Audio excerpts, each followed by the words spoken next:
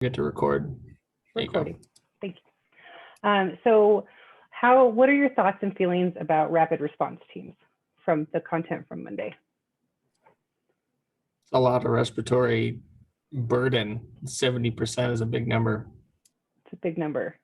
It's huge. We're a crucial part of the hospital team, not just in acute care, but chronic care as well, and then being part of emergent situations. Do you guys have any questions about rapid response teams? How do you feel about being a part of them? I think it's exciting. Not like exciting that the patient's doing bad, but I think it'll be cool. It is cool.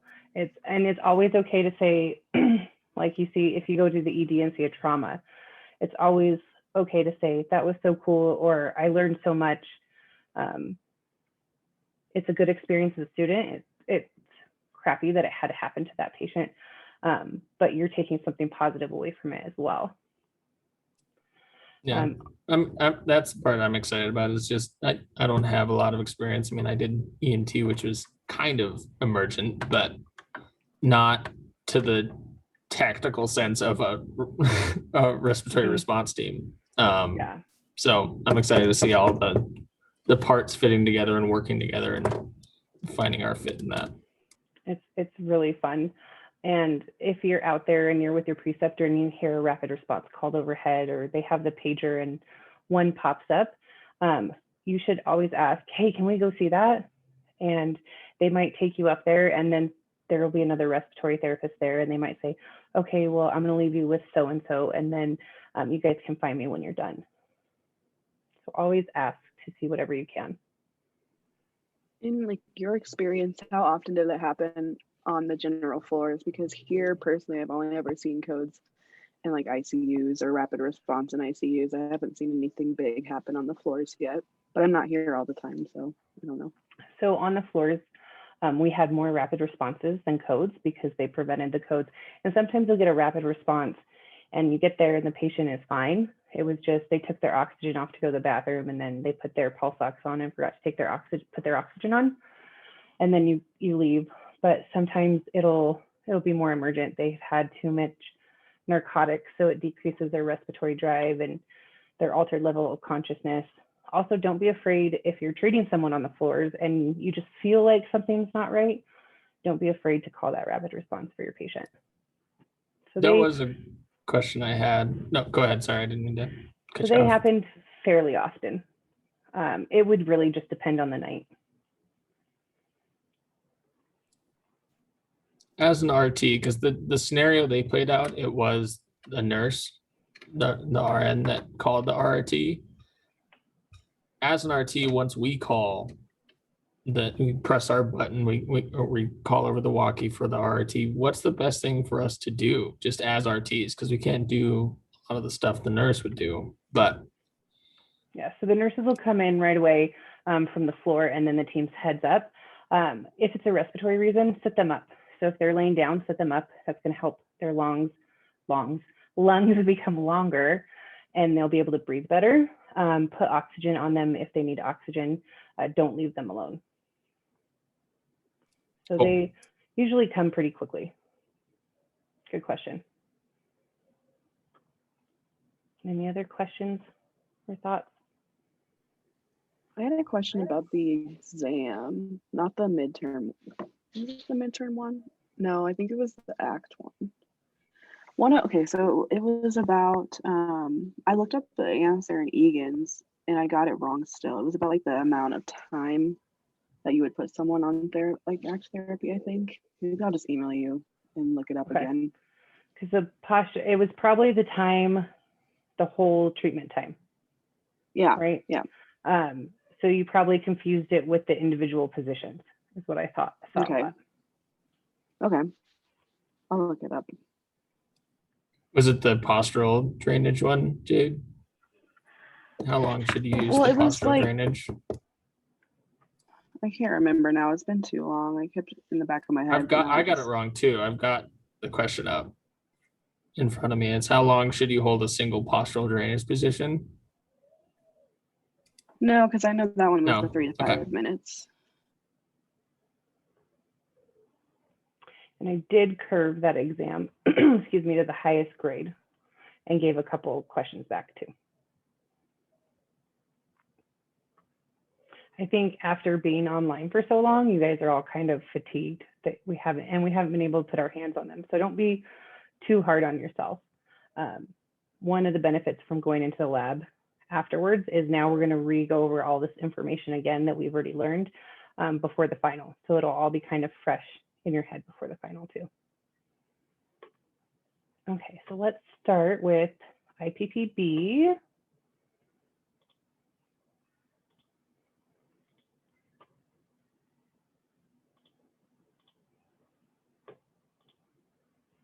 Okay, so the IPPB will only benefit a small patient population and is not widely used anymore. It is still used at Craig Medical Center. So that's more of a rehabilitation hospital for head and spinal cord injuries. But it also, during the height of COVID, when we were running out of ventilators and hospitals were short on ventilators, they were going back in the back of their respiratory closets and pulling out the IPPB because it can be used like a ventilator. So you will need to know this for if you work at Craig. And we are also talking about it now because it's going to give you an insight into non-invasive and invasive ventilation. So we're kind of laying down some basic terminology and basic concepts for when you get into intro to mechanical ventilation. So a little bit of history. You don't have to focus on the history. But if you play Sputum Bowl, which I'm sure Derek has talked to you a lot about, if you play Almost Sputum every Bowl, lecture. yeah, he loves He's so it. excited. And you guys will get to actually play and compete, which is really cool. And Derek's the best coach. So in Sputum Bowl, they love to ask you history questions. The IPPB was first used in 1947 and was invented by a man named Forrest Bird. So often you'll hear the IPPB referred to as the bird. For Sputum Bowl, they like to know who invented it, Forrest Bird. So indications, contraindications, and then about the FiO2 and its port.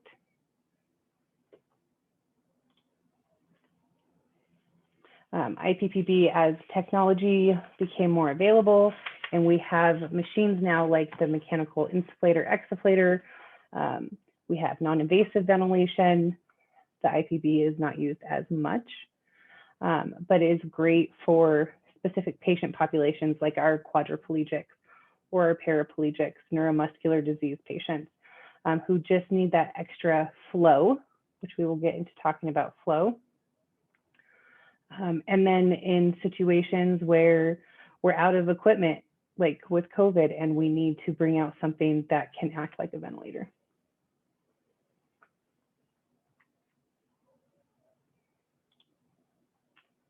So IPPB stands for intermittent positive pressure ventilation or breathing. So intermittent positive pressure breathing as well. We use it as lung expansion or atelectasis. And for patients who cannot coordinate the IS or maybe are not have the mental capacity to follow instructions. Maybe they've had a TBI and they're unable to coordinate the IS. So you always have those patients with the IS who you say, take a big deep breath in through this little tube and they go, and they blow out. So this type of patient may benefit from an IPPB. It's used for mucus clearance, not as much now because of that insufflator exflator. Short-term ventilatory support. So it's been used as a transport vent. They've seen, hold on. Sorry, Marilyn's home and she's really loud. Short-term vent support, so transport vents, Derek has even mentioned, because Craig is attached to Swedish Hospital. They're different entities and different hospitals, but both under Health One. So if a patient needed to go from Craig over to Swedish to have like a CT or an MRI, They can use the IPPB as a transport vent, and you can deliver medication through the IPPB. Okay, so the big patient populations are going to be neuromuscular and spinal cord injuries.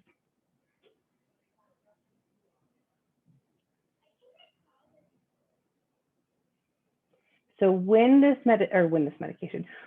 therapy is being ordered for the critical care setting, so acute reasons, it'll be used every 1 to 6 hours as tolerated. And then the need for it will be reevaluated every day. So that would be when we're giving report, we might say something like a patient in room 4 had 2 IPPB treatments today, tolerated well, but is starting to be able to take big, deep breaths on their own. So then in the morning, you'd reassess. Well, do they need it? How did they do with the treatment? Are we able to switch them to IS? Are we able to do directed cough? Those types of questions. In the general care setting, so somewhere more chronic, like Craig, it's used 2 to 4 times daily and reevaluated every 3 hours or 3 days or 72 hours. So we know these patients at Craig have gone from an acute setting like St. Anthony's or another trauma hospital. They go to Craig, they're taking longer to heal. So that is why their care plan is reevaluated in longer periods of time. Did you say 4 to 6 hours for critical care? Yes, or 1 to 6, sorry. 1 to 6. So it's going to be based on, you're going to have to look at what their other medication regimen is. So if they have albuterol ordered Q4 hours, then you would want to do the IPPB at the same time. So it'd be every 4. Whereas if there's someone who's every 6 hours, you could wait every 6 hours unless they felt like they needed a treatment in between. And then if they tolerate it and they call, or the nurse calls and says, hey, they feel like they're really short of breath, they're having a hard time breathing, they need some lung expansion therapy, then you can give it to them before that set time.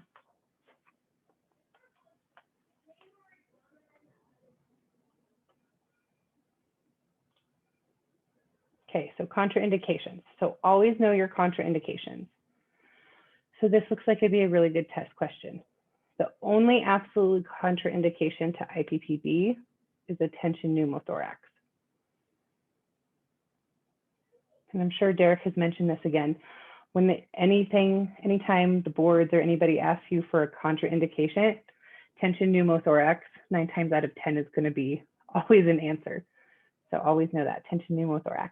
What's going to happen if we add pressure to a lung that has a pneumothorax? Yep, the pneumothorax is going to get big and the lung's going to get smooshed. So we're going to add more air. So relative, what's the difference between relative and absolute again? Relative depends on the patient. Yep, it's going to depend on the patient. If they have high ICPs, so if they're greater than 15 millimeters of mercury, we want to be careful with the IPPB. If they have a good technique with the IPPB, if they can tell you when to stop or they're tolerating the machine well, then you could still give them the IPPB. If we have hemodynamic instability, so we're adding positive pressure, so we're inflating the lungs, and inflating the lungs can squish the heart and the vena cava. So it's that squishy squish. So we are preventing blood flow from getting back to the heart. So if they have what we call a soft blood pressure, so it's on either just below the low side of normal or right at that low side of normal, we're not going to want to give them positive pressure if we can help it. If they have recent facial or skull surgery, we don't want to add more damage. If they have a tracheoesophageal fistula, we don't want to put more air into their belly.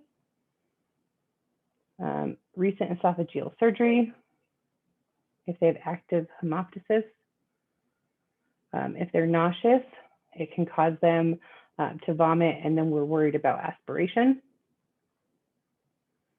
And then air swallowing. So if they're unable to take the air from the machine into their lungs and they're getting it into their belly, we risk gastric distension. And that's going to be totally the opposite of what we want, because if that gastric distension, that belly is going to push up on the lungs and make our lung volumes even smaller.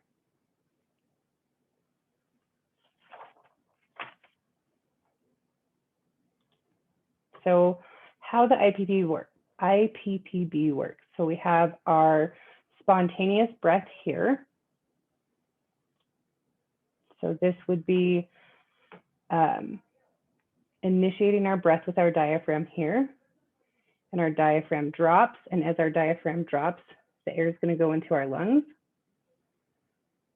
And then we're at baseline, so in between expiration and inspiration. And then we breathe out here. So as we take in air, the pressure in our lungs become more positive.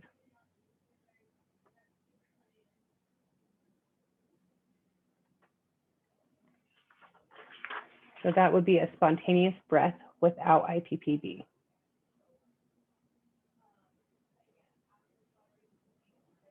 If we look here, so this is baseline. So the patient is triggering a breath in here.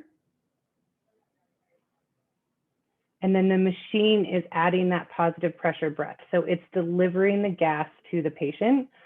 So the lungs are going to fill up faster and deliver more volumes into the lungs.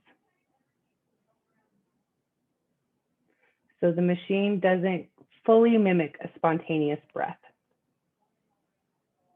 This is also what it's going to look like with non-invasive ventilation, so BiPAP, or a traditional mechanical ventilator. So you can see that negative deflection, that first inspiration is not going to be as big because the machine's going to be triggered, and then it's going to use pressure and flow to deliver that breath. And this tidal volume looks larger.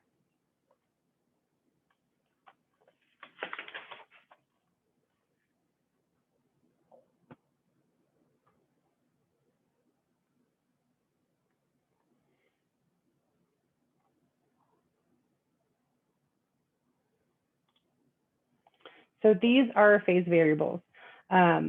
With any form of mechanical ventilation, we need to be able to control all parts of the breath. So we have trigger, cycle, limit, and base, and they go in this order. So let's write that. So 1, 2, 3, 4. So to remember this, TLC, bro. That's how I remember it. So you have, That's what bros are into, is TLC. yeah, I like that. So trigger is going to start inspiration. So anytime we use mechanical ventilation, non-invasive, or the IPPB, the trigger is what's going to initiate that breath from the machine. So the machine will start to deliver the breath. And that is right here. So trigger is down here. And then we have TL, this one's backwards. TLC, bro. Trigger, limit, cycle, baseline. I don't know why it's like that. So trigger here. And then we have our limit is here. Number 2 is limit. And the limit is going to limit pressure on the IPPB. So as a respiratory therapist, you will set the pressure, you set the limit on the machine. Once the machine has reached that pressure, it will not deliver any more pressure. Now the limit doesn't end the breath. Limit does not end the breath. So let's say we set a pressure of 20 centimeters of water pressure, and that's our limit. So our limit is 20. The machine will deliver and increase that pressure until it reaches 20, and then it will remain at 20 the entire time until we hit cycle. And cycle is what ends inspiration. After the inspiration has been ended, so now we're on the exhalation phase of the breath, the pressure will start to go down and we'll go to baseline, which is here. So trigger, limit, cycle, breath, back to baseline. So we can control TLC bro on CPAP, on IPPB, and on mechanical ventilation and BiPAP. And the 1, 2, 3, 4, the TLC bro follows for all of those positive pressure devices, them. or okay, cool. Mm-hmm. They are just manipulated in different ways. So today we're going to focus on IPPB. We will revisit TLC bro when we go over BiPAP. So with baseline, our baseline is going to be the same as BiPAP, EasyPAP, and CPAP. So all of these baselines will remain the same. So CPAP,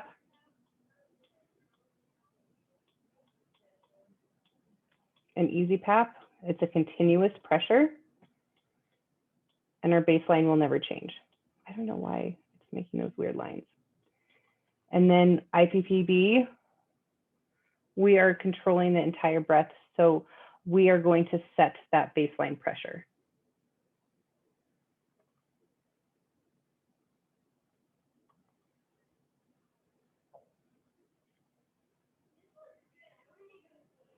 So all of these phase variables are going to account for total cycle time. I don't know why it's doing that funny thing. So TCT, total cycle time. That's from beginning inspiration to end expiration. You're going to go through all these variables during your total cycle time.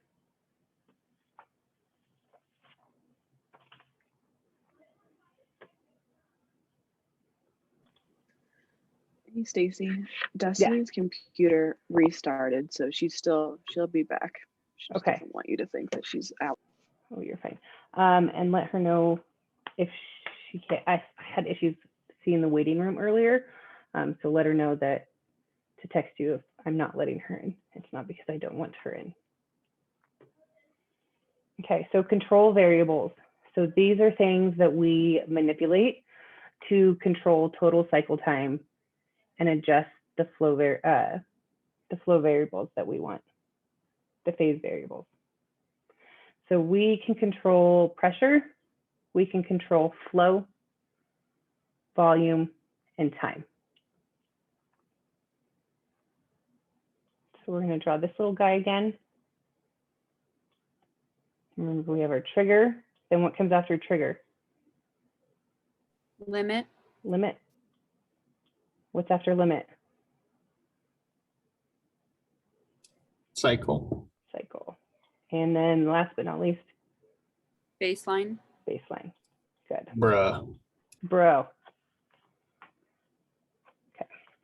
So these are all the ways in theory. So every machine is going to be different. IPPB is going to be a little different than BiPAP, which is different than mechanical ventilation, which is different than CPAP. But these are your basics that we are going to use to control each part of the total cycle time. So IPPB is patient triggered. So the trigger is going to be the patient. The patient is going to decide when they want their next breath. It is pressure and time limited. So time and pressure are going to be our limits.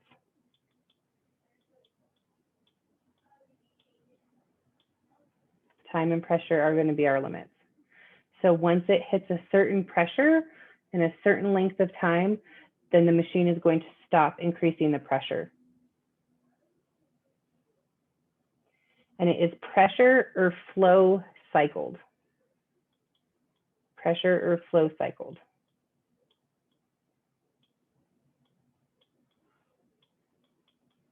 So once, I forgot the C. Pressure or flow cycled.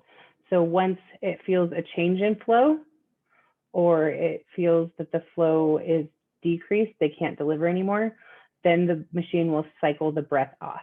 It will stop delivering the gas.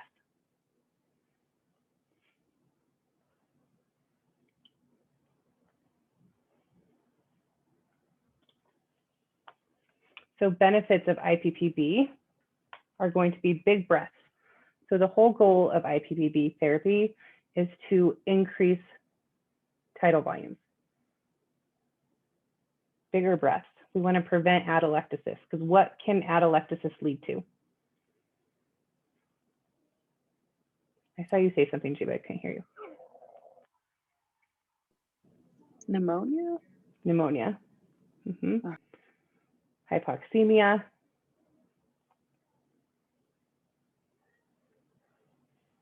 We can have VQ mismatches, retained secretions, and if left for too long, especially with like our neuromuscular patients or our spinal cord injuries or TBIs, continued atelectasis will cause airway damage eventually. We'll have those mucus plugs. It can be given via mouthpiece or mask. The mask looks like the ambu bag mask. And then we can also give it via trach. It is possible. It's good because we can run medication through it.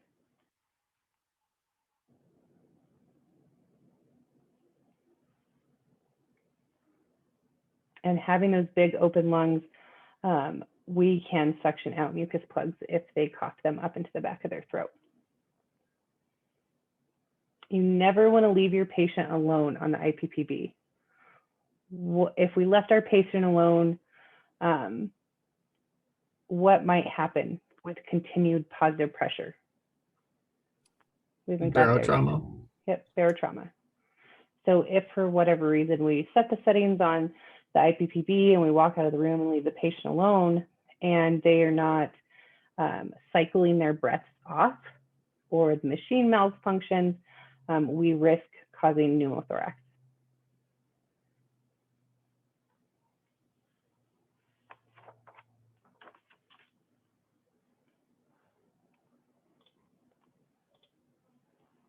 So hazards, we can have increased airway resistance, bronchospasm, if we're irritating the airways, especially if we give them treatment without humidity. So if we're not giving them medication with this, we can cause bronchospasm. It can be painful because their lungs are stretching. They may have not been using their intercostal muscles, their accessory muscles, so it can be painful. Hemoptysis. If that's the case, then we need to DC or discontinue the treatment until they're in a better place and they have healed. We can decrease cardiac output. That squishy squish again. Hyperventilation. So this is why coaching the patient while they are on the Ippb on how to take big, slow breaths. They may feel like they have to keep up with the machine. So coaching the patient is going to be imperative. We can still have hypoxemia if we have too much pressure in the lungs and we're decreasing that cardiac output. So when we coach our patients, we want them to breathe at a normal respiratory rate. If you see that they're starting to hyperventilate, you need to coach them to breathe slower, especially because their breaths are going to be bigger. So having a slower respiratory rate is going to be beneficial to them. If they say that they feel dizzy or lightheaded, you want to give them a break, let them catch their breath and rest, and then you can start over again, or you can wait till the next treatment. Don't leave them alone until they're stable and that they feel better. So just like the IS, if they feel lightheaded or dizzy, you want them to stop.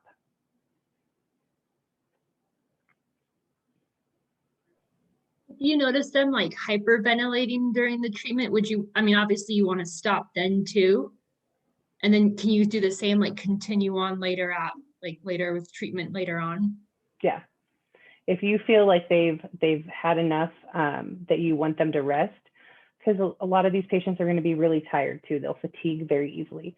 So waiting until the next treatment, you would be okay. Just make sure that they're stable when you leave the room.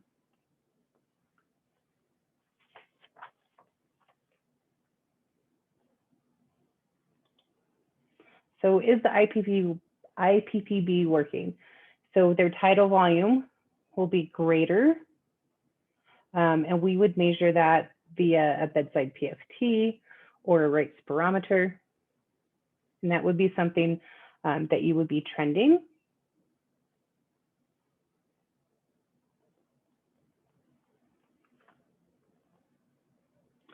So for their tidal volume, if they hit 10 mLs per kilogram of ideal body weight, they can go off the IPPB, and you can start with the IS or other airway clearance or lung expansion devices. So easy PAP, deep breathing, coughing.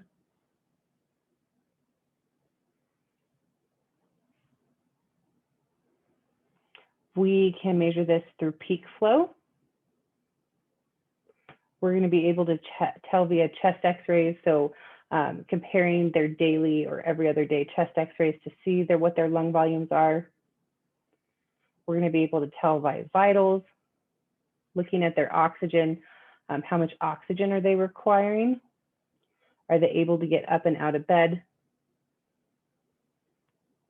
Their breath sounds and their cough. So if you start IPPB with someone who has been in bed for a long time and they have crackles, the fine crackles in their bases, and then over the course of a few days you listen, and pre-treatment you're not hearing the fine crackles anymore, and then all of a sudden that pressure that you set, it's too easy for them to trigger a breath, or they don't need as much pressure to open up their lungs, then that's a sign that they're headed in the right direction and that they may not necessarily need IPPB anymore. And their vital capacity, so another bedside PFT. Is it all of these things, once they're achieved, they go off the IPPB, or just you need a couple to try weaning them off? So these would be a couple. So this would be putting the overall picture together. So Okay. these are all things that would show you signs. So you might see a chest x-ray and look at their peak flows and everything's been getting better. And working with patients, when you're out there, you're going to get the feeling, okay, I think it's time that we either do this less often or we try something else. It'll change from patient to patient. Yeah, yeah. Or if they don't have a recent chest x-ray, you might look at their peak flow and their breath sounds and then have a right spirometer. So there's no like, once you've achieved 2 or 3 of these, you go off immediately. It's depending on how patient presentation. Exactly. And if you feel like, well, I'm in a gray area, I'm not sure if they're quite ready, but they're headed in the right direction, you can always grab an IS and then have them try that and see how they do on it. And if they're still not meeting those requirements, then you would just keep the IPPB, but you know you're headed in the right direction. Okay. Good question. Okay, should we monitor? Yes, we should monitor. So we are going to look at their respiratory rate during the treatment and pre and post. So remember, making sure that we're coaching them to not breathe too fast while they are on the IPPB. We're going to look at their volumes. So we do a pre and post peak flow. We're going to look at how the patient responds after the treatment. Have they had an increase in aeration, so increased air movement in their lungs? We're going to look at bedside PFTs. Those aren't necessarily going to be done every day, and then chest x-rays. It's also good to talk to their nurse as well. Are they able now to get up out of bed, walk around? Have they noticed any increase in cough or sputum? Looking at their oxygen status. All of these things are going to play in together. So looking at the overall picture of what the patient is doing and what is going on. Maybe they had decreased lung volumes because they had surgery, and if they're an obese patient, you know, obesity acts like a restrictive process. So they have all that weight on their chest, pushing down on their lungs, and they're on narcotics, and they're not getting up and out of bed, and they need the Ippb. But as they start to heal and they decrease the pain meds, and maybe they're getting up and walking around with physical therapy, they may be doing better overall. So you could try an IS.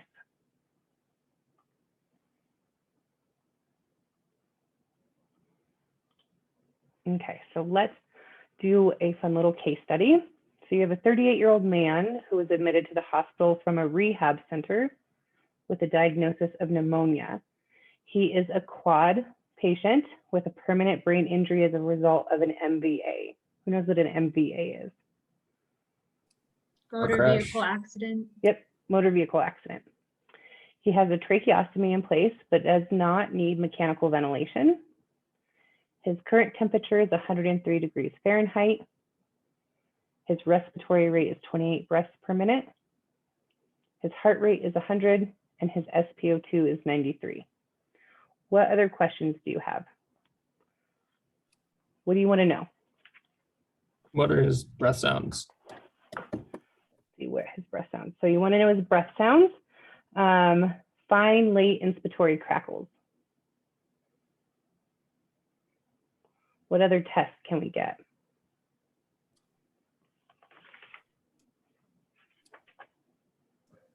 Chest X-ray. Oh, Chest sorry. X-ray. No, that's what I was gonna say. Good. Chest X-ray. So he's got decreased lung volumes. What else could we get? What's something about his vitals?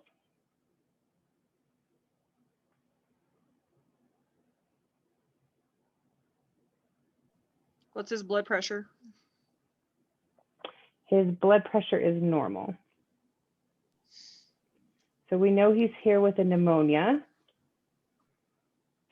What other thing can we get as a respiratory therapist with the temperature and pneumonia? Any sputum. Grab a sputum sample if possible. So what else? What's he gonna have to do to give us a sputum sample? And he's a quad, so we know he's a quadriplegic. Suction. We could suction. Because he has a Or- permanent brain injury, and it's not a spinal cord injury, we want to know what his cough status is. So that would be a question Yeah. here. Can he cough? Can he cough? He can cough, and he can get secretions out of his lungs, but he's only coughed when stimulated. So a sputum induction would be good. Yeah, somebody's getting some saline. Yes. And he has thick, copious green secretions. Nice. What do you want to know about his trach? Is he on any oxygen or humidity? Good. Yes, he's on humidity. So we want to make sure that he's on the same amount that he comes to from the rehab center. Good. Okay, so what should we do? Think respiratory and non-respiratory.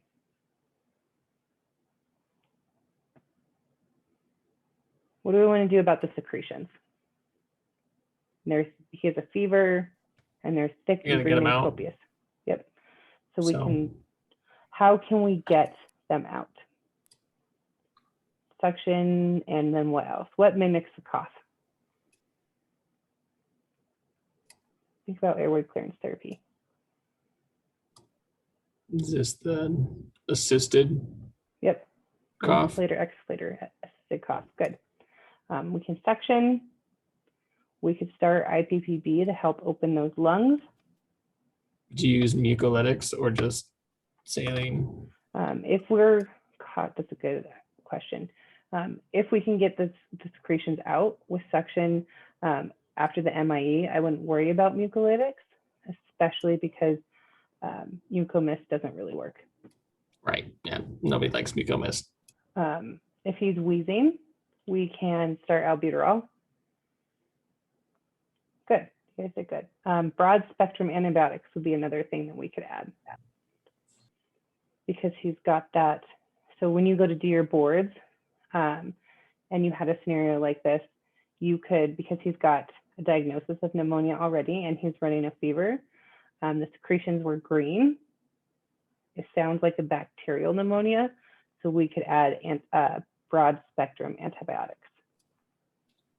We just kind of went over pneumonia with Derek. Would you just automatically, when he shows up with pneumonia, start him on broad spectrum, or would, after you get your sputum, if you can, send it to lab and do the specifics? The majority of time you will start them on broad spectrum. Just start with And- broad and then narrow it Yep. down? Okay, And cool. physicians will usually order the broad spectrum antibiotic and the sputum sample at the same time. That way we're covering them as soon as we can and then switch Cool. it up once we have that culture and sensitivity. Good question.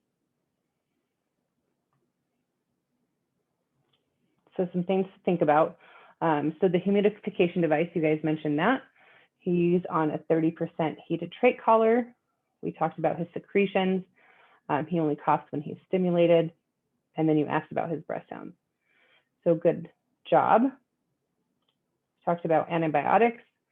The patient cannot perform IS because he's a quad. He's not going to be able to hold and coordinate the IS. So that's why we're going with IPPB. And we talked about insufflation, exsufflation, and sputum. So saline was mentioned.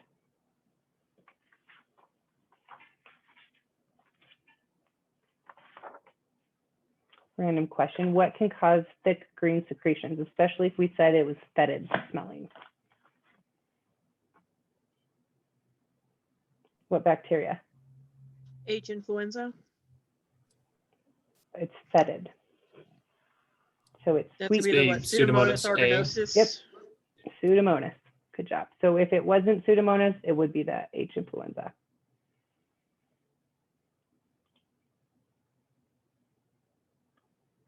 Okay, so how the IPPB works is it's pneumatically powered. You have to have an oxygen source, so a wall source. It's pressure cycled, so pressure will end the breath with the IPPB. So this is specific to the IPPB itself. Pressure is also set to trigger the breath.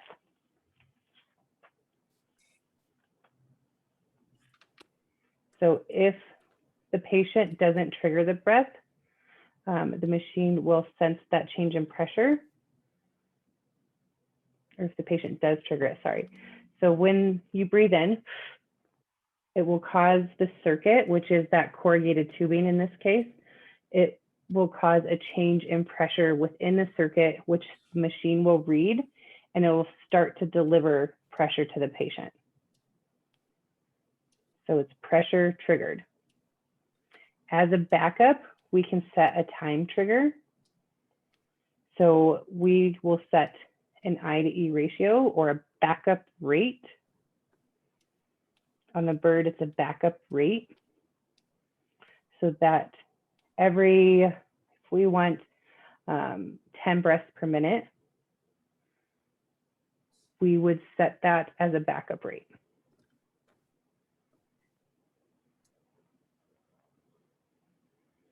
So the cycle is going to be pressure.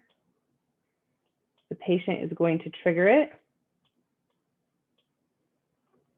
And remember, it's also pressure limited. So the bird is a very basic ventilator. We're not going to be able to change as much on the bird as we would a BiPAP or a mechanical ventilator. Are these, I know mechanical ventilators have wonderful sounds that everyone loves to hear throughout the floor. Is the bird gonna have alarms or anything Nope. to alert you, or are you're watching this like a hawk? You're watching it like a hawk. Bird That's why you joke, never but leave the yeah. patient alone. Okay. Okay, so how it operates. So the sensitivity is going to be how sensitive it is to that change in pressure when the patient triggers it.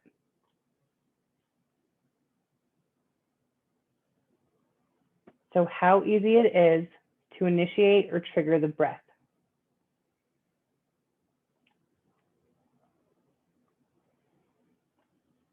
The flow is how fast the patient gets the breath. So think of you're filling up buckets with your garden hose. So if you increase the flow from the water, from the garden hose to the bucket, it's going to fill up faster, right? Whereas if it's barely dribbling out of the end of the garden hose, it's going to take longer for that hose to, or that bucket to fill up. So the more flow, the faster the breath is being delivered. You can see that little guy right here. That black knob is going to be the flow rate. That often is what you will adjust for patient comfort. So if a patient says they feel air hungry or they feel like they're not getting breath fast enough, which is a sign of air hunger, then you increase the flow and they're not going to feel like they're starving for air, like they're just trying to gasp.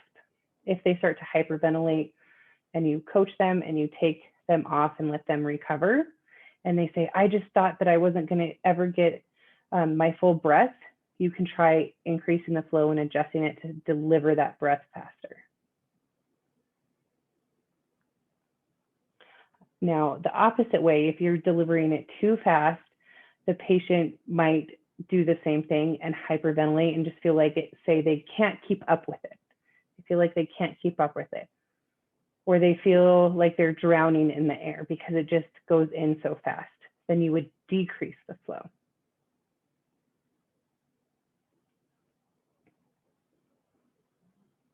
Expiratory time, that's what we're going to use to set our backup respiratory rate.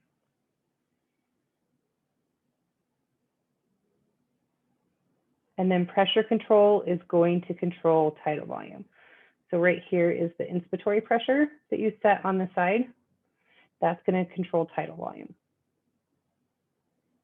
So it's going to take some playing around with it and asking the patient if they feel like they took a big breath. So are they sitting up straight and can you see their chest expand?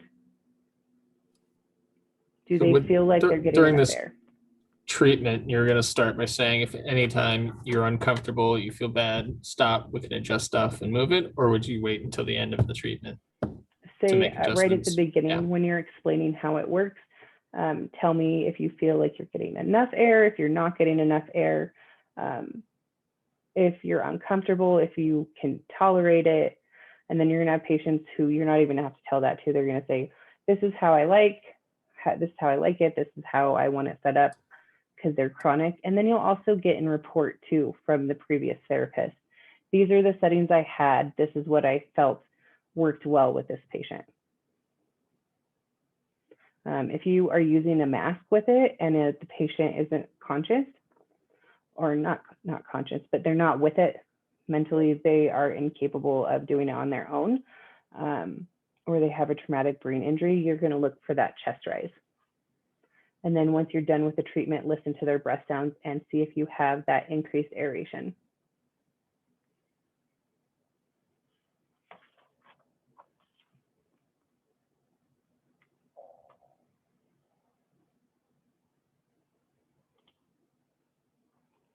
So we're going to go over each of those individually. So we have sensitivity, which is our trigger. So this is determined by the patient. or the patient's going to trigger it, I should say. We set the sensitivity, they trigger the machine. So we are going to set with a negative pressure. And we typically start at -1 to -2. So the closer we get, and these are centimeters of water pressure. So the closer to 0, the easier it is to trigger. So 0 equals easy. So if we have a patient who is hyperventilating, or you feel like they're just taking their breath too fast and they might hyperventilate, or the machine cycles on quickly. The patient wasn't done taking their full breath in, and then all of a sudden the machine delivers another breath before they finish exhaling. The sensitivity may be too easy for them. So you would want to decrease the number, make it more negative. So they're going to have to pull harder to trigger that breath.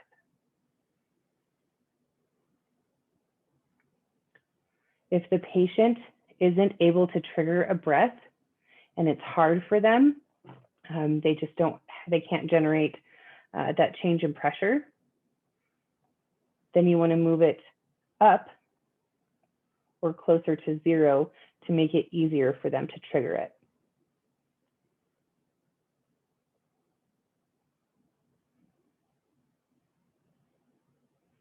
So overall, sensitivity is our trigger. It's what's going to control the initiation of inhalation.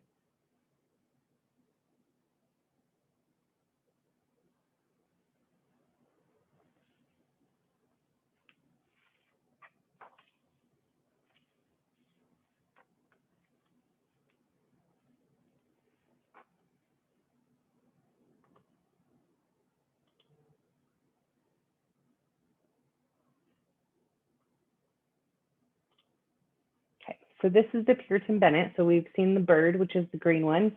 This is the Puritan Bennett. Sensitivity is controlled by the Bennett valve, which is here.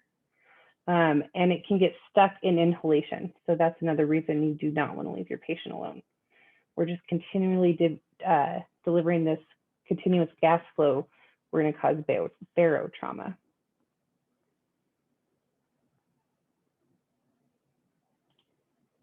So our flow rate. So on the bird, it's that big black dial in the front of the machine I showed you. So this is how fast the pressure we set will be delivered to the patient's lungs. So this is how fast they're getting their breath. And it directly affects their I to E ratio, their inhalation and exhalation time. So the flow on the bird maxes out at 80 liters per minute, which is a lot of flow. So you want to start low, so the patient doesn't feel like they're just drowning with all this air, or they're sticking their head out the car window on the highway. So we want to start low, and then increase it if you feel like they need to have it increased, or they say, I just feel like I'm not getting enough.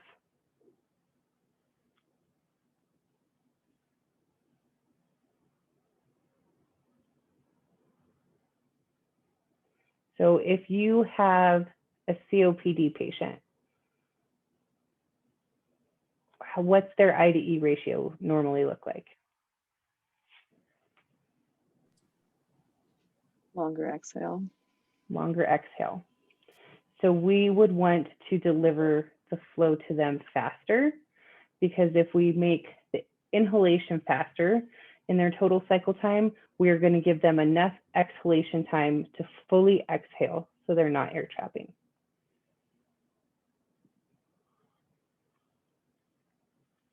So if we have someone who has any obstructive disease, who are air trapping, we want to decrease the inhalation time by increasing the flow. If we want to decrease inhalation time and increase exhalation time, remember, we increase that flow. If we want to decrease flow, what are we doing to the inhalation time? Increase. Increase. Good. So if somebody feels air hungry, we're going to increase their flow. Would that just be a more restrictive versus obstructive kind Yes. of It'd be more treatment? restrictive. Okay. Mhm. So I like to picture the lungs. So with restrictive, they're going to be little tiny lungs. Teeny tiny. Yeah. They're not going to be large and floppy like more obstructive airways. So it's not going to take as much to fill them up.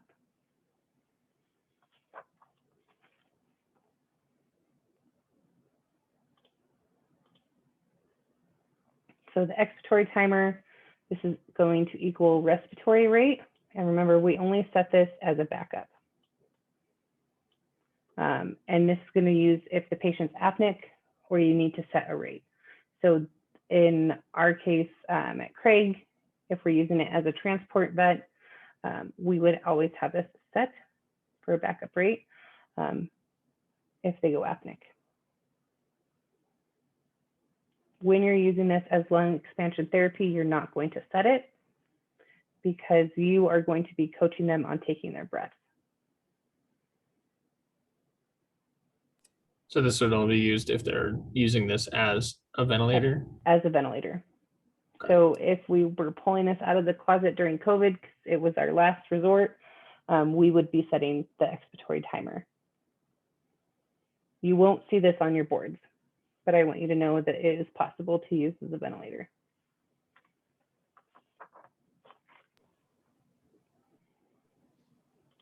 Do you know if like the LVNs are this kind of ventilator or The do you LTV? have the? Oh yes, yes. No, they're a regular mechanical ventilator. They're just Really? compact. Okay. And at the school, and I'll show you guys when we go into lab if you want me to, we have the parapet. We have a bird on campus too, so we can play with it when we're in the lab. We have a little parapack. It's like this big. Their transport vents are just very basic compared to like the Hamilton transport vent, which is amazing. But the LTVs and the parapacks are pneumatically powered. And so you're setting similar settings to this, but it's a little more advanced than the bird. Okay. Good question. Denver Health still has LTVs as well. We have them, but like no one ever wants to use them. No, They just sit everyone on wants the to use shelf. the fancy Hamilton. You guys have a Hamilton, right? Yeah. Yeah. Yeah. The one with all the noises. Yeah. Yes. And the touch screen, it's all fancy. We had at St. Anthony's, you know, really nice brand new ventilators. And then we had these little parapack transport vents. I'm like, really? Come on. So pressure control is the front right part of the machine on the bird, and then front and center on the Puritan Bennett. So this is cycle. So once we hit that pressure, the machine is going to cycle into exhalation. So it's pressure limited and pressure cycled. Now, once we move on, you guys go into intro to mechanical ventilation. There's going to be even more variables that tell you what the cycle is, what stops the breath from inspiration and sends it to exhalation. So in our little guy here, we have a pressure. We're going to say we have a pressure of 15, and that pressure is going to be held the entire time of inspiration and then cycled off by a change in pressure and sent to expiration. Typically, when you increase the pressure, you're going to increase the volume, the tidal volume that the patient has.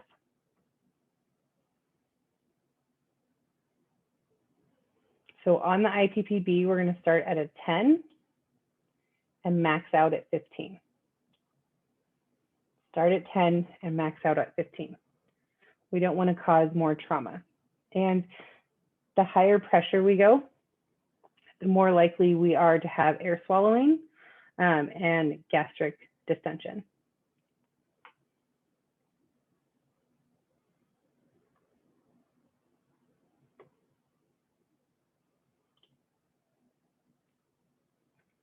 So on the Puritan Bennett, we have air dilution.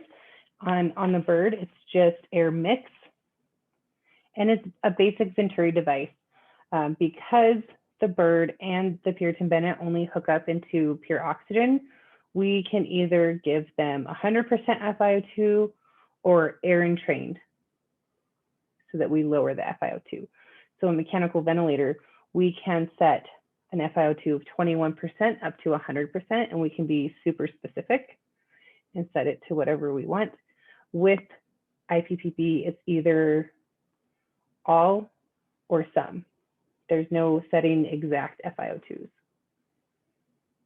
So that's what I want you to know is that air mix, we have an air entrainment device, 100% or mixed room air.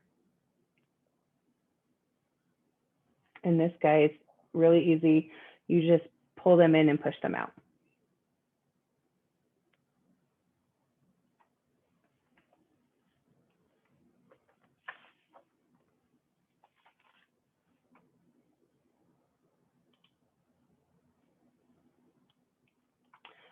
Rate control for the Puritan Bennett. Again, we're only controlling rates on any IPPB machine for apneic patients and not if we're providing a therapy for lung expansion. So you don't need to worry too much about knowing all the specifics of each machine. I just want you to know that rate control is only going to be for apneic patients using them as ventilators.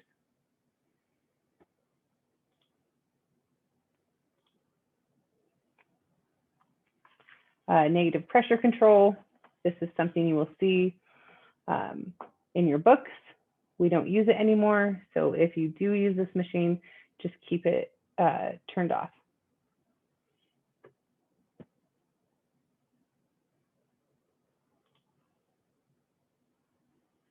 So talking some more about I to E ratio, both pressure and flow affect our I to E ratios. Both pressure and flow can affect our I to E ratio. So what happens to our I to E ratio if we increase pressure?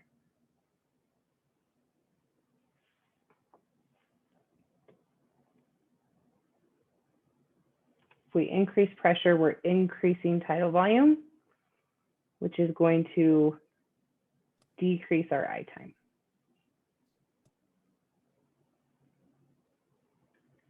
With our flow, if we increase flow,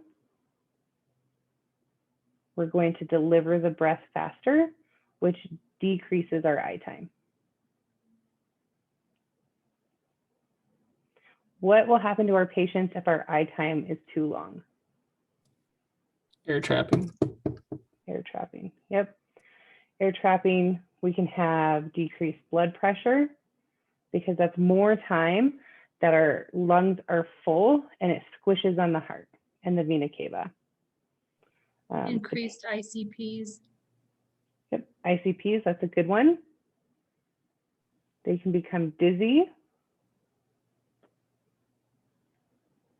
What can that decrease in blood pressure do to our oxygenation status? Yep, drop it. Good. So we can become hypoxic. It can also create dead space because our lungs are full, our alveoli is full. If our alveoli become over distended, then we're going to end up squishing our capillary beds and we're not going to have adequate gas exchange across the AC membrane. So be very careful when you add positive pressure to a patient. If the I time is too short, what are our patients going to feel like?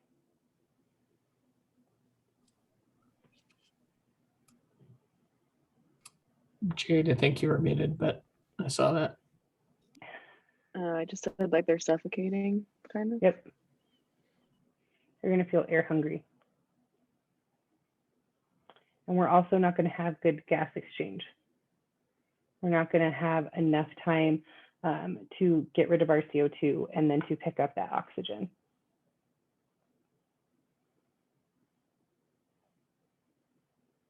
If they're air hungry, they can try to trigger the machine faster and start swallowing air. And then we're worried about putting all that air in the belly.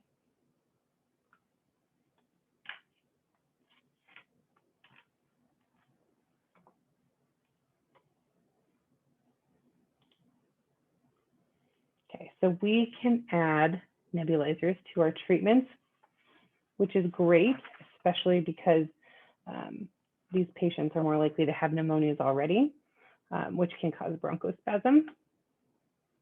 The bird only nebulizes on inhalation, and then the Puritan Bennett will nebulize on both inhalation and exhalation, or inhalation only. So you control the flow on the Puritan Bennett.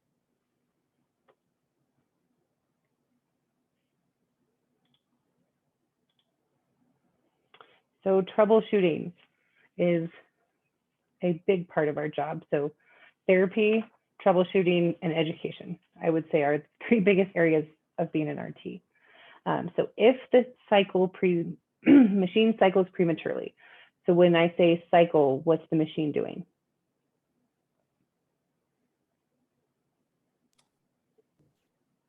Exhaling, turning down. Yep, it's not delivering inspiration anymore. It's stopped delivering breath. So if it cycles prematurely, we can decrease our flow because the machine thinks the lungs are filling up fast, and so it's going to cycle off. Check for obstructions. So the patient's tongue is a common one. They're breathing in through a mouthpiece, and then it sits on their tongue or their cheek. Let's see what else. I got all my notes. We can try increasing pressure as well.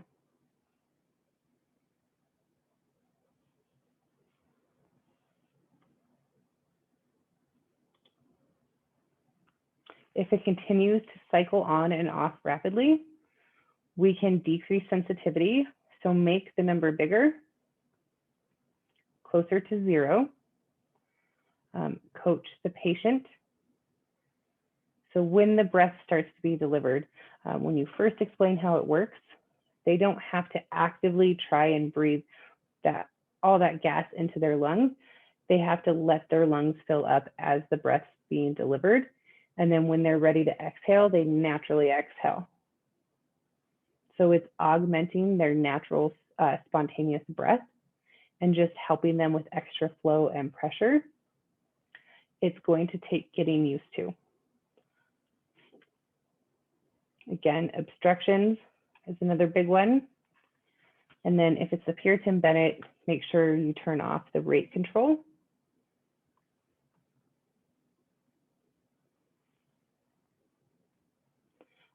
And this one, so obstructions, also check here if the circuit has an obstruction. So if it got caught in between the bed rail and the mattress, and maybe there's an obstruction there.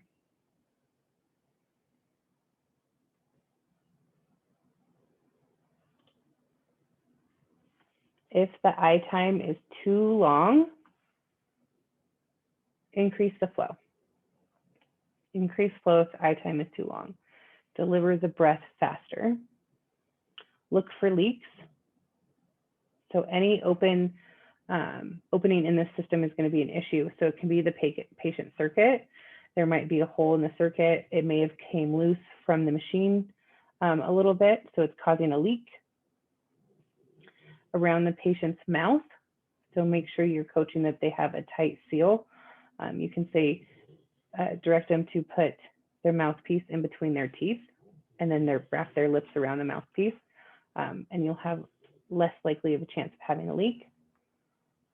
And then sometimes if the pressure is high enough, they may be losing just enough flow through their nose. They may require a nose clip. If you're using a mask, you want to make sure you have a tight seal. Decreasing the pressure. It won't take as long to fill, but this will also decrease tidal volume. So pressure and tidal volume are directly related. So if you increase pressure, you're going to increase tidal volume. If you decrease pressure, you're going to decrease tidal volume. You can coach the patient to wait longer between breaths. Let them recover, let them get used to the machine. And then on the Puritan Bennett, cleaning the Bennett valve.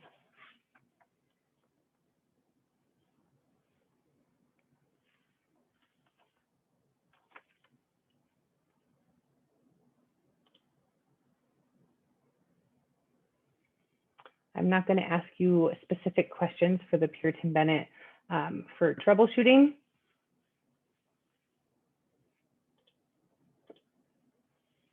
So if it fails to cycle off, so the machine keeps delivering gas and delivering inspiration and isn't going to exhalation, we want to check for leaks in the patient circuit because the machine thinks they haven't hit that limit yet. They're still continuing. We have a pressure set of 12 and it's hit 10, but because there's a leak in the patient circuit, it's trying to fill the room with that gas. It hasn't had to hit that level of 12 to then cycle off to expiration. Could that timer be on also? Not during therapy. So if they were an apneic patient, we're using it like a vent, if the timer was turned on, then it would cycle off.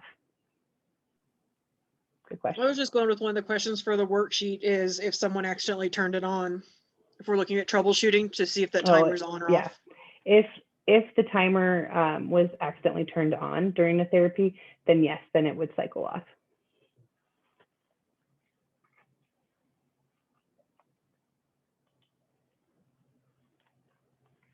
So this little guy at the front, the pressure manometer here, is like the one on the insulator exflator. If that is showing a high negative pressure, then we want to increase sensitivity. So if they're really having, so these are going to be our negative numbers in the teal side, if they're really having to suck really hard to trigger a breath. So this is going to be our trigger.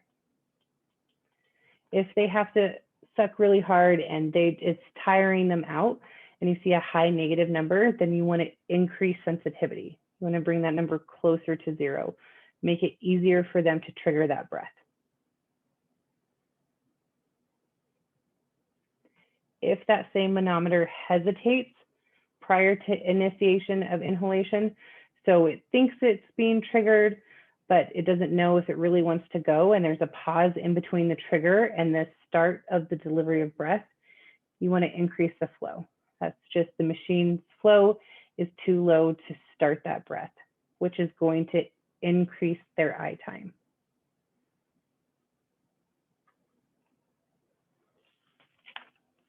It's a sign of air hunger.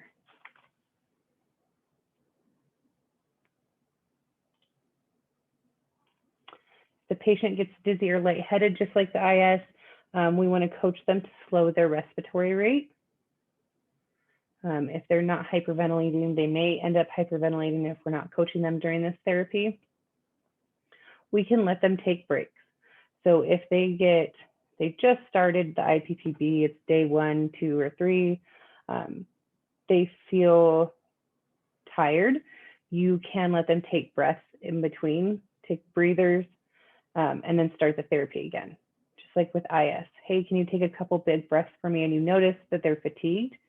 Talk to them for a few minutes, let them recuperate, and then you can try again. You want to assess for air trapping. So this is watching their monitors, if they're on monitors, on telemetry. If they keep sitting up and they're breathing, and then you see that they keep putting their shoulders back and their chest out, and you notice that their inspiration keeps getting shorter and shorter, and they're not exhaling fully, they may be air trapping. And in that case, you want to extend the expiratory time.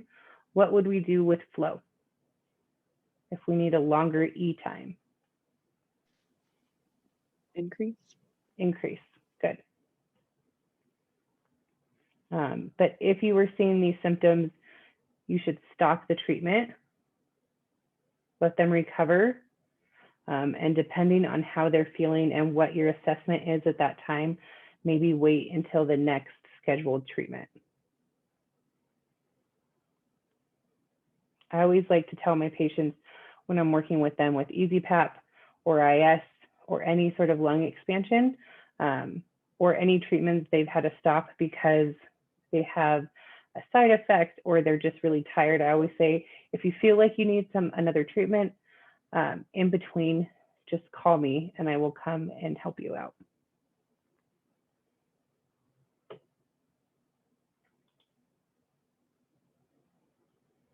Okay, I don't want you to worry about the Puritan Bennett.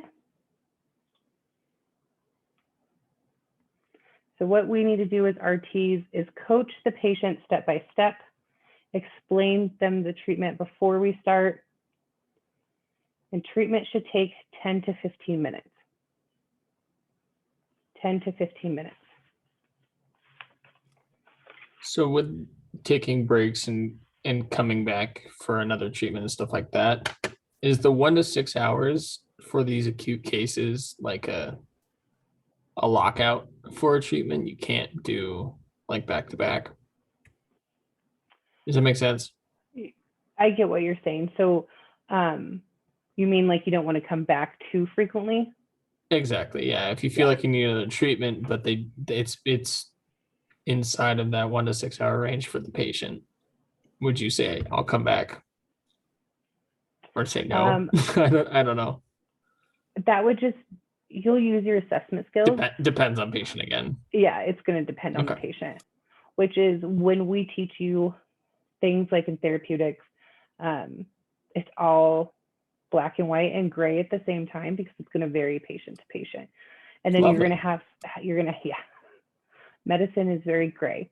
And then you're going to have those patients who call and say that they can't breathe and they're not getting what they need. And then you listen to them and they're clear and they look good from a respiratory standpoint.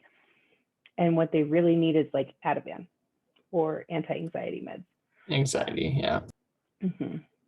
And so sometimes you'll hear therapists say, well, I just give it to them because it makes them feel better. You'll hear therapists who have nebulized saline before. They're not bad therapists. Placebo effects, Mm-hmm. yeah. And sometimes with those patients, even doing like directed breathing with them helps. And directed cough. If they know that there's someone there who cares and wants to see them get better, a lot of times they will feel better. And then you'll have those patients that, you have to have one of your teammates call you and be like, hey, I need you, just so you can get out of the room. So don't ever feel like you're going to be stuck in a room. There are ways out. So you can allow breaks if needed, just like with any other therapy. I've had patients who've had like back to back nebulizers, and you just gotta unplug the oxygen and just sit there and talk to them for a couple minutes and then coach them again. Never leave your patient unattended. You would be fired for this at Craig. We don't want to cause pneumothorax, which is what this little picture is about.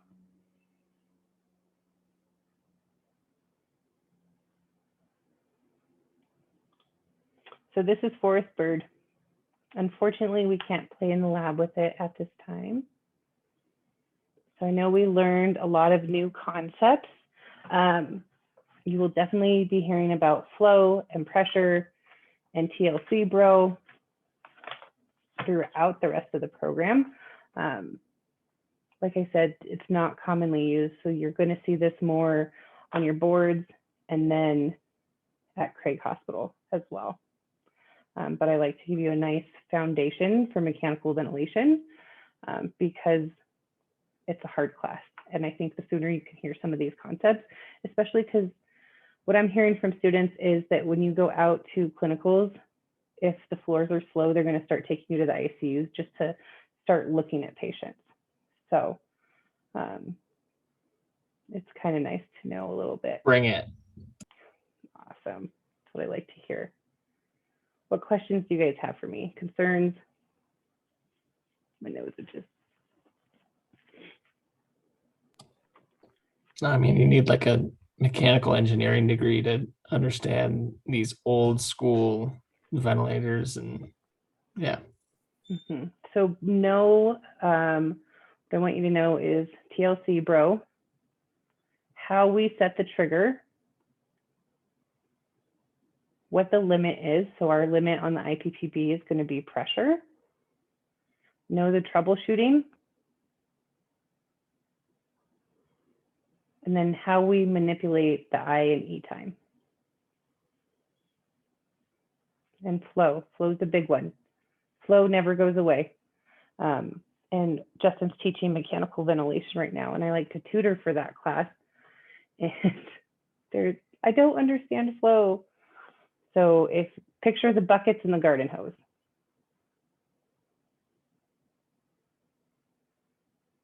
Buckets and garden hose. All right, well, if you guys don't have any other questions or comments, I will let you go. Don't forget to get in the rest of your clinical paperwork. Like I said, I'll let you know as my clinical exchange hospitals start to continue to approve you. So we can get that all in. You guys are looking pretty good for your paperwork. So thank you, I appreciate that. And have a great weekend. Make sure you take some time for yourself this weekend. Don't just focus on school. You need some you time. Never. Did we I had have a school question. on Monday? No No. school Monday. And then Okay. we're in the lab. So sign up for the lab if you haven't signed up yet. And you'll only go one day. So one day will be at lab, and the other day I have activities posted for you to do. Yeah, so I had a question about that, the swap days in, where the heck is it, where did I put it? So yeah, if we're in lab, we're doing lab, and then on the Mhm. opposite day, because on the Word document, like the lung expansion exam, the aerosol, and the preparedness worksheet, the lung expansion exam we have to take You no have matter to take what. that day on Wednesday, Yeah, no matter so we have what. to take that on Wednesday. Mhm. Okay. But the aerosol medication delivery and the preparedness worksheet are the alternate activities. Yeah, when you're not in the lab. Okay, cool. And you don't need to bring the aerosol medication scenarios to the lab. I took out the steps, so it's shorter than the ones Nicole has. So it's just questions and walking yourself through that scenario. Awesome. Those And scenarios. checkoffs and all that stuff we'll do on those lab days. Yep, and then we'll do those checkoffs on the lab days. So you'll be giving your partner small volume neb, MDI, and DPI. So you'll And instruct DPI. them. Mhm. Sweet. Can we just bring our masks for fitting when we come to the lab? Yeah, that's fine. Justin has the filters, so we can do that there. Sounds good. Cool. Well, have Happy a great Memorial Day, weekend. everybody. Yeah, we'll see you on